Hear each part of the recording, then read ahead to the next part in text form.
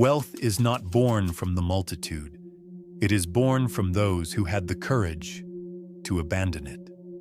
Do not try to feel good about what you are about to hear. This is not meant to comfort you. It is meant to restructure your mind. If you have stepped away from the majority in order to become wealthy, there is a strong chance you are being hit by something that has no clear name, yet produces a real effect. A diffuse guilt, a feeling of estrangement, a kind of social silence forming around you. And what most people interpret as arrogance or change is, in reality, the manifestation of an unavoidable process. You have exited the field where everyone recognizes one another and entered a field where no one can influence you anymore through belonging. The majority wants you to believe that staying together is a virtue. Machiavelli would recognize this as a mechanism. The herd does not hold people through affection. It holds them through gravity. The closer you stay, the more predictable you become. And the more predictable you are, the easier you are to calibrate, emotionally, socially, financially. What you are experiencing now, the distance, the disconnection, the difficulty of explaining your decisions, is not the cost of ambition. It is the signal that you have crossed a boundary that almost no one crosses. The point where approval loses its value. And here lies the paradox. The more discomfort you feel as you distance yourself, the more accurate your movement is. Because discomfort is not evidence of error. It is evidence of rupture. It is your brain, conditioned to survive within a group, attempting to pull you back toward the statistical safety of the majority. The same safety that keeps the majority exactly where it is. Today, you are not going to learn how to become wealthy. You are going to understand why becoming wealthy requires an act that seems wrong to the common man, stepping out of the collective rhythm. And if you understand this to the end, loneliness stops being a problem and becomes a weapon. But before becoming unshakable on this path, you need to see what is really happening when you distance yourself. When someone shifts direction, it is not the world that changes first. It is the space around them. And that space resists quiet change. Not because people are bad, but because most people operate through coherence, unspoken agreements, shared routines, or repeated paths, predictable exchanges.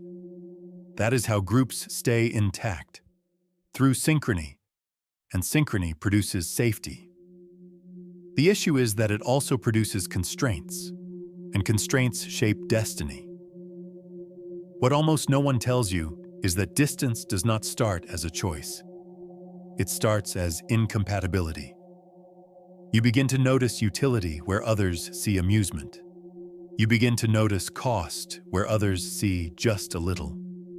You begin to notice the long term where others seek immediate relief. And over time, it becomes clear. You are not superior. You are moving at a different rhythm.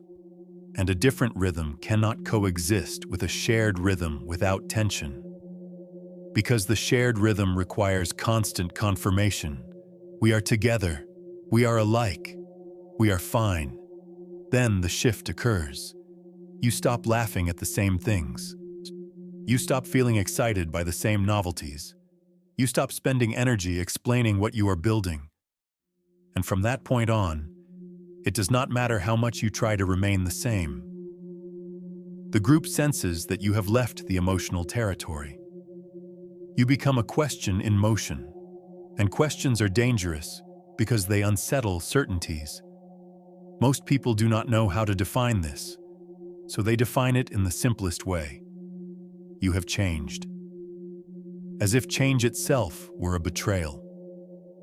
And here comes the part you need to accept without drama. People walk together only as long as they are going to the same place. When the destination changes, company becomes noise, not out of hatred, out of geometry. You left the shared route and entered a road where the main currency is not approval, it is positioning. The distancing you are experiencing today is a side effect of your internal reconfiguration. That is exactly why it is the correct sign. Because every real transformation begins by breaking synchronies, not by making speeches.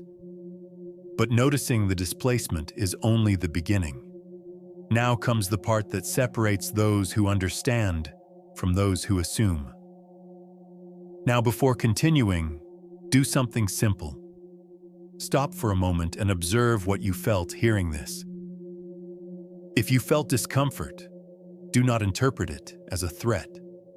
Interpret it as evidence. Truth is not gentle, it is precise. And if this went through you, it is because a part of you already understood the mechanism, and another is still conditioned to ask for permission to exist outside the majority. So I will turn you from a spectator into a participant. Subscribe, not as a favor to the channel, as an act. Because every video here is not entertainment, it is training for those who chose to step out of the pattern. And if you made it this far, it is not by chance. You have already entered the mental field. Now what remains is to seal it publicly, in the simplest and coldest way possible. In the comments, write just one sentence. Do not explain.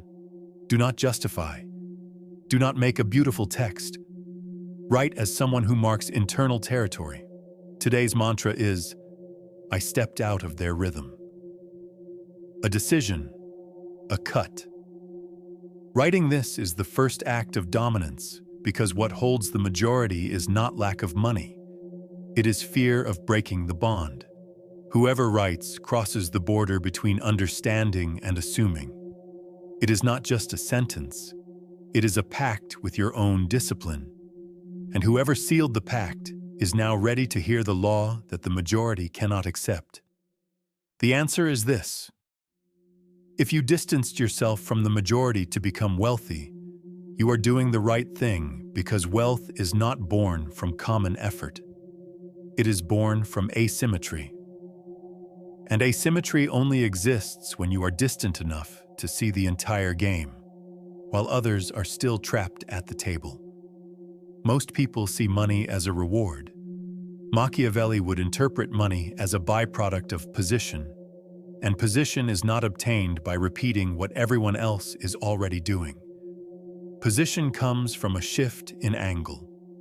Anyone moving within the current shares the same perspective, the same thoughts, the same urgencies, the same responses.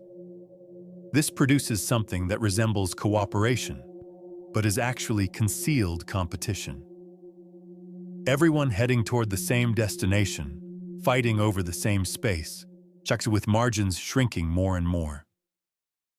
That is why most people work harder and earn less, because they operate inside a structure where value has already been set by consensus, and consensus is the most efficient prison there is. The principle is counterintuitive, which is why it stings. Wherever there is synchronization, there is no real enrichment. There is survival. There is income. There is stability. There is repetition. But enrichment, the kind that reshapes your destiny and expands your power of choice, demands that you create or gain access to something the majority does not see, does not understand, does not value, or lacks the discipline to sustain.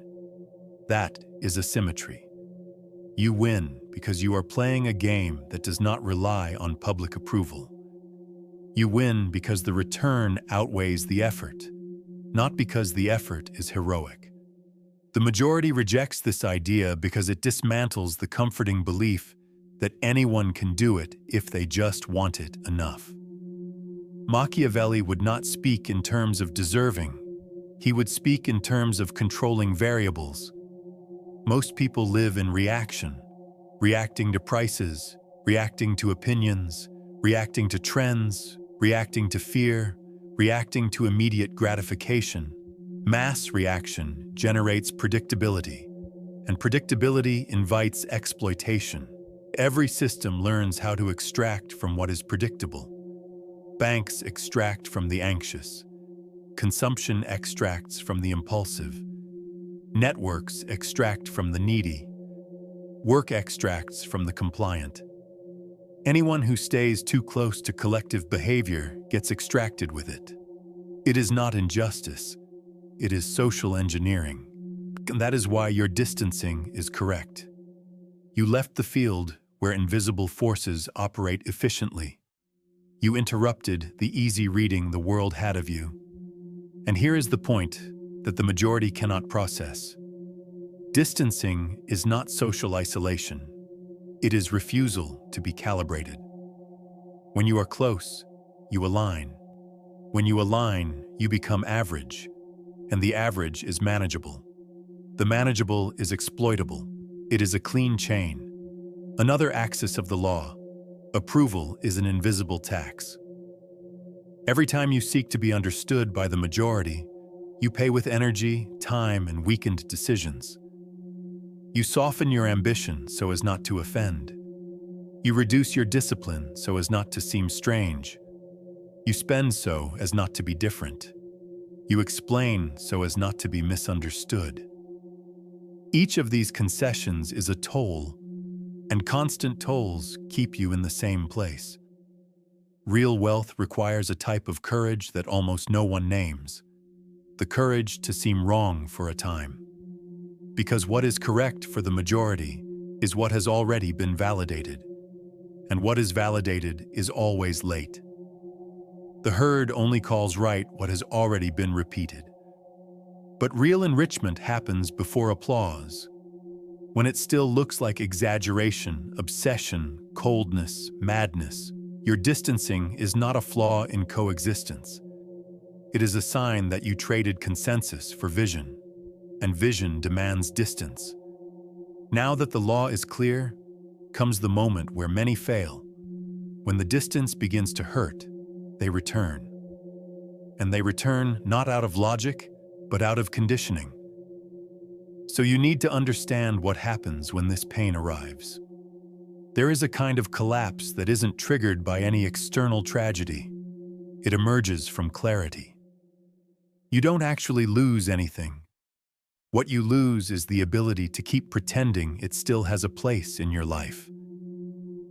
And that tends to feel like emptiness. You look around and nothing has changed. The same conversations, the same invitations, the same jokes, the same priorities, but internally, something is different. It isn't arrogance. It's that your reward system has been reset. What used to comfort you now dulls you. What once gave you a sense of belonging now feels like a burden.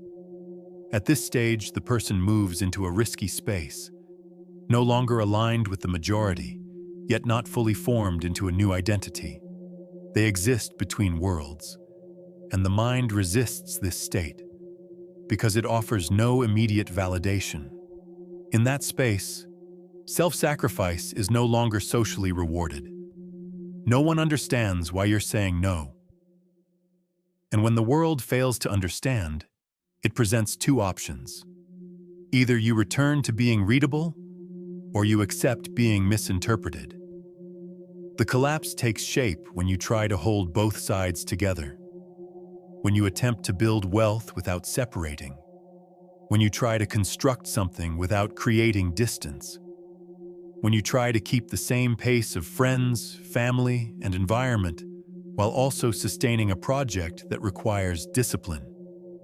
That attempt to reconcile drains you.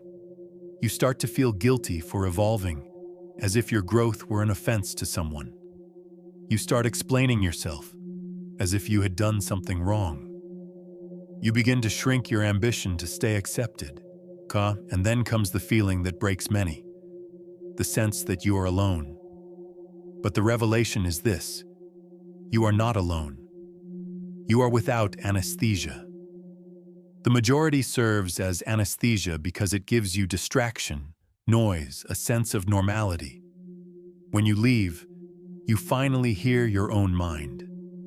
And that is frightening. Because you realize the scale of the time lost, the amount of leaked energy, how much you were trained to be agreeable instead of effective. This is where many go back. They do not go back because they lack capacity. They go back because they fear silence. And this is where you need to execute the most important symbolic death of the path, to kill the need to be understood.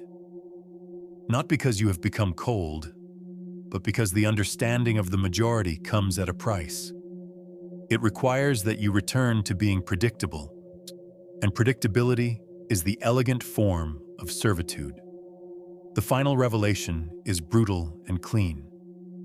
The discomfort of distancing is the last control mechanism the majority still has over you. It is not your emotion. It is a residue of conditioning. It is the body asking to return to the pattern. And the question that decides your destiny is not, how do I go back to feeling good? It is, can I endure being uncomfortable long enough to become another kind of person? Now you understand the collapse. And by understanding the collapse, you are ready for the method. Not the method of motivation, but the method of mental engineering. The method is not to isolate yourself from the world. That would be amateur. The method is to master your points of contact with the world. Wealth requires distance, but distance without direction becomes emptiness. So you will operate as Machiavelli would operate, reducing variables, controlling exposure, choosing targets, preserving energy. And this begins with a simple rule. You do not leave the majority through discourse. You leave through your schedule. First axis, rhythm. Most people operate in a reactive cadence. News cycles, urgencies, comparisons, small crises, fleeting desires. You will step out of this by establishing an offensive cadence. You define what matters before the world defines it for you. This means your day cannot start with external input. It must start with directive. Without this, you will be pulled into the collective pace. Rhythm is the primary battleground. Whoever governs the rhythm governs life. Second axis, strategic opacity. Most people defend themselves by explaining. You will defend yourself by limiting explanations. Not to appear enigmatic, but because every justification creates an opening. When you explain your plan, you invite negotiation. When you negotiate, you weaken it. Most people do not understand construction. They understand coexistence, and coexistence demands compromise. So you will adopt a discipline, say less about what you are building, and communicate more through what is already finished. Outcome before narrative. Reality before opinion. This produces an effect the majority resists. You become unquestionable without having to persuade. Third axis, energy and asymmetric return. Most people invest energy where there is emotional payoff, attention, approval, belonging. You will invest where the return is disproportionate. Rare skills, assets, distribution, strategic reputation, value networks, not conversational circles. Daily question. Does this move me toward position or toward noise? If it moves you toward noise, eliminate it. Discipline is not about doing more.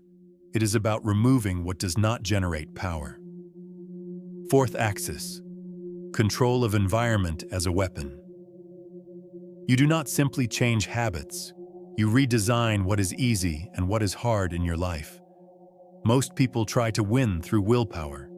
You will win through structure. Make deep work accessible and distraction difficult. Make impulsive spending harder and investment automatic.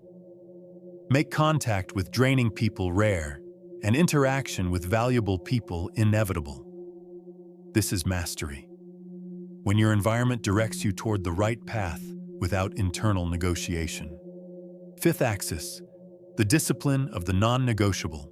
See, the majority negotiates with itself all the time. Just today. just a little. I will make up for it later. This language is the language of poverty because it dissolves identity. You will create non-negotiable blocks that do not depend on mood, fixed hours of building, study, execution. The secret here is philosophical. You are not trying to become wealthy. You are building a type of person who becomes wealthy as an inevitable consequence. And one final rule: do not try to be accepted while you are changing mental class. Acceptance is for those who remained the same. If you want distance, assume the cost without theatrics. When they call you cold, you do not defend yourself. When they call you distant, you do not explain. You observe. Because the method is not to win arguments. It is to win destinies. If you apply this, loneliness does not become depression. It becomes space. And space is where power grows. But applying the method is not enough if you do not understand what happens next. There is a point where you stop reading distance as loss and start reading it as selection. You see that you are not pulling away from people. You are pulling away from patterns. And patterns are what truly govern most people's lives. At that moment, something shifts in your body. The impulse to prove disappears. The need to be understood fades. The guilt for saying no dissolves. The majority will still try to draw you back with simple lines.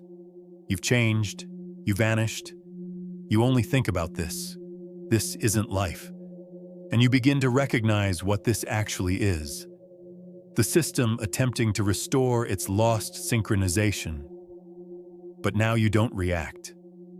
You understand. You see that many do not intend harm.